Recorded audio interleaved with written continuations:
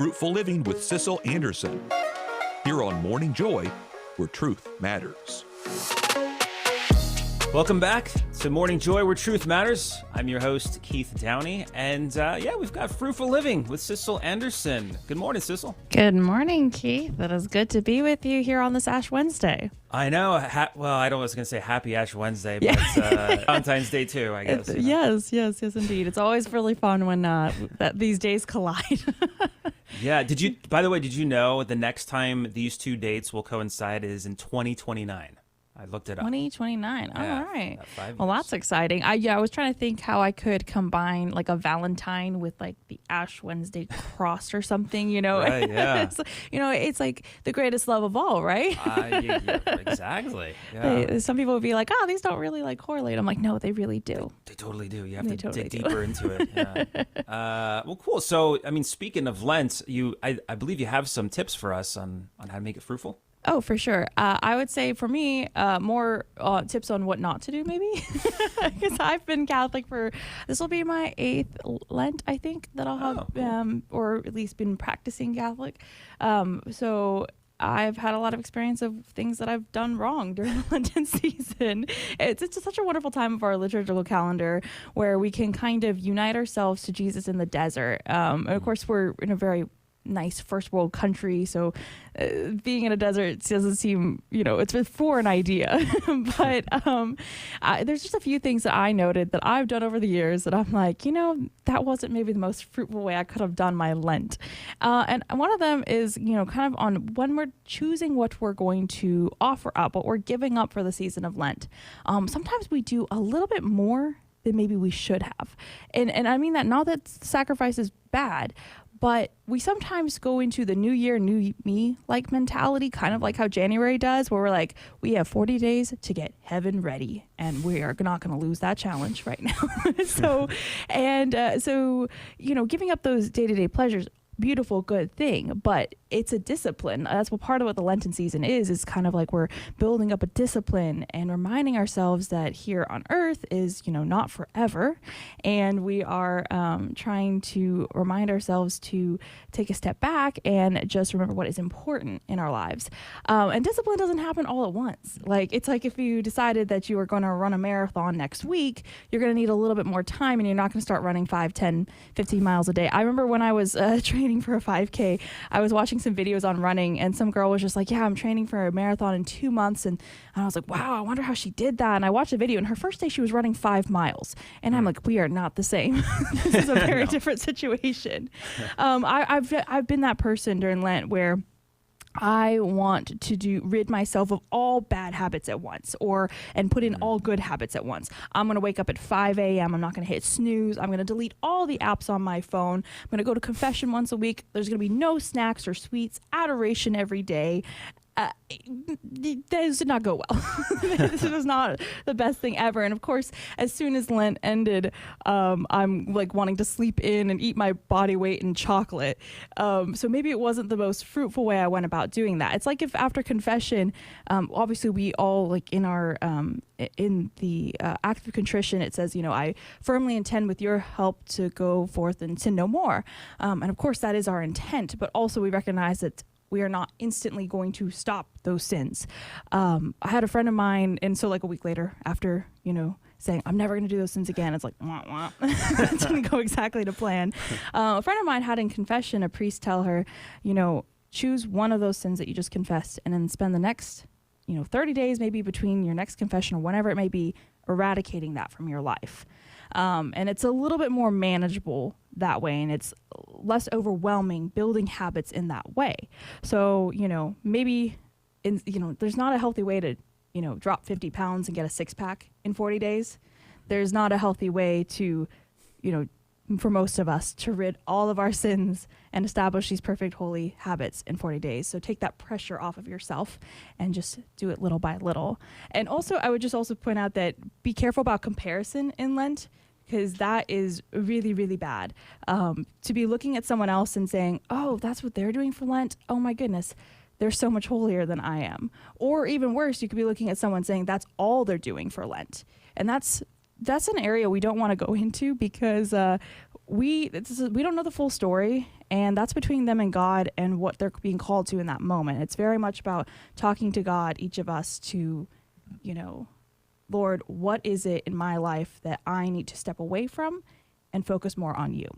Another one is giving things up without a plan. And I mean that in one of the first Lents I ever did, I decided to go big, as we kind of noted already. I gave up YouTube, listening to secular music, social media, and a few other things like that. And all my Gen Zers out there know that giving up YouTube is like giving up a lot of things. All right then, like music, news, entertainment. My thought process was that if I give all these things up, all these distractions, these noisy things, it's taking up time that I should be giving to God. So if I eliminate them, boom, more Jesus time. It sounds fair. It sounds fair, right? It was a good thought process. But after giving up YouTube, suddenly Netflix was really good. And why do you need Facebook when you have Pinterest? And did you know that there is basically a Christian version of every genre of music? So hopefully you're seeing my flaw in the slaw. I went big and gave those things up, but for the space, but I had no concrete plan on how I was going to use that space. And instead, I just added other things in. And of course, there's sacrifice in giving up your favorite version of things. Like if you gave up coffee and instead you're drinking tea, that is a sacrifice for sure.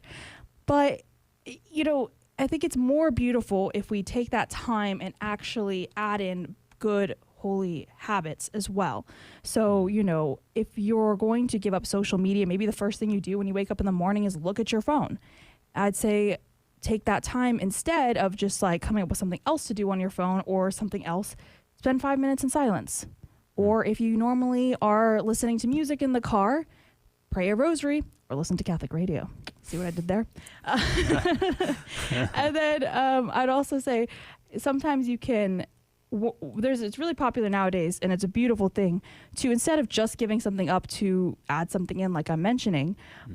But with the spiritual habits, if you're not already in a good daily prayer habit, we can sometimes go, I'm going to add in a rosary every day to Chapel of Divine Mercy, and I'm going to do like Liturgy of the Hours, all beautiful, amazing ideas.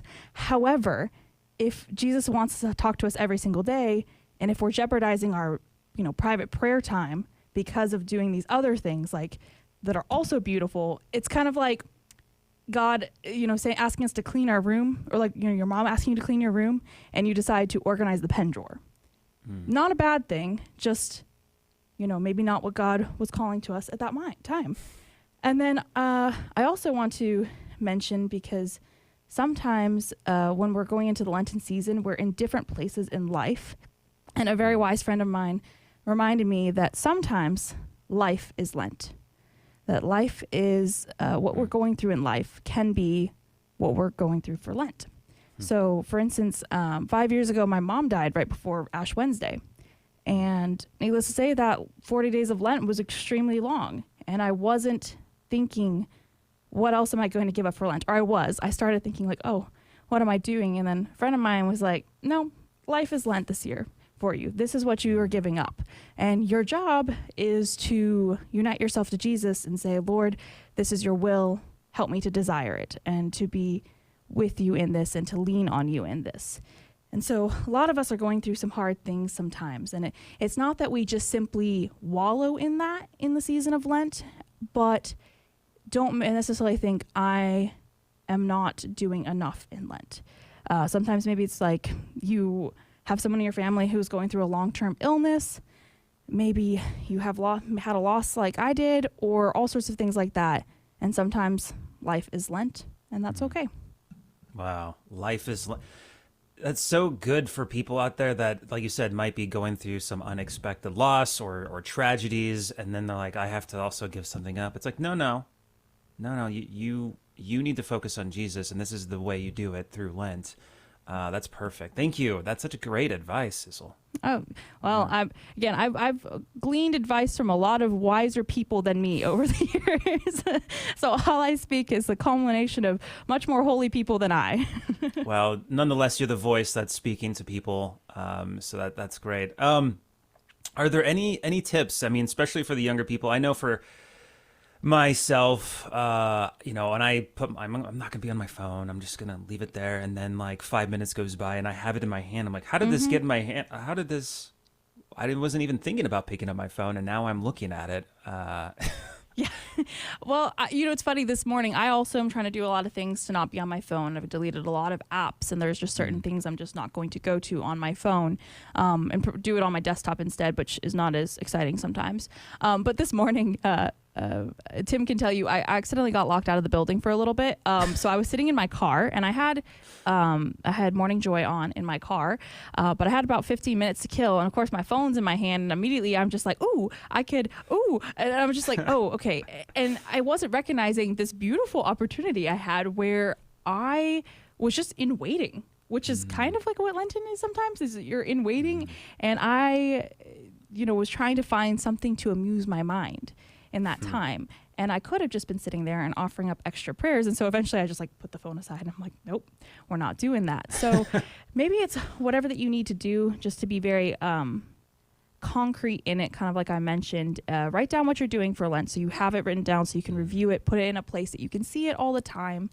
And if possible, if you're able to get to that place where you recognize, it might take a while, like it took me a few minutes, when you're looking at your phone saying, I want to do this, this, and this, recognize, wait, I'm trying to get myself away from this, and I don't just need to fill that time with something else.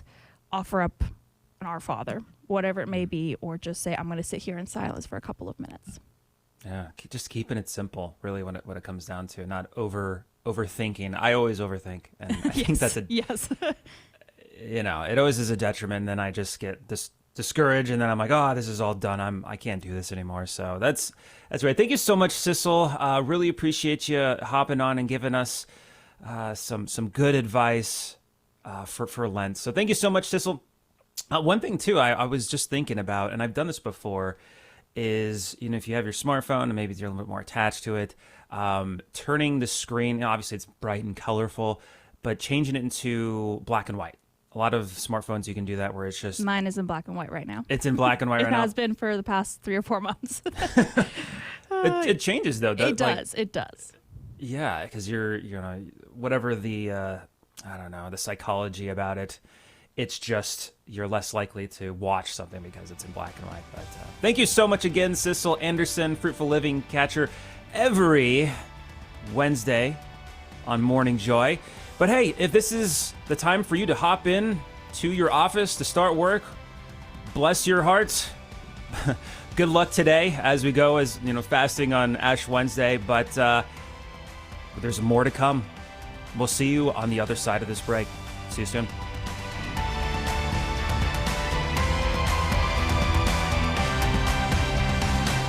This has been Morning Joy, where truth matters, hosted by Keith Downey. Take some joy with you today. Visit grnonline.com/joy to listen again, share a segment, or answer the question of the day.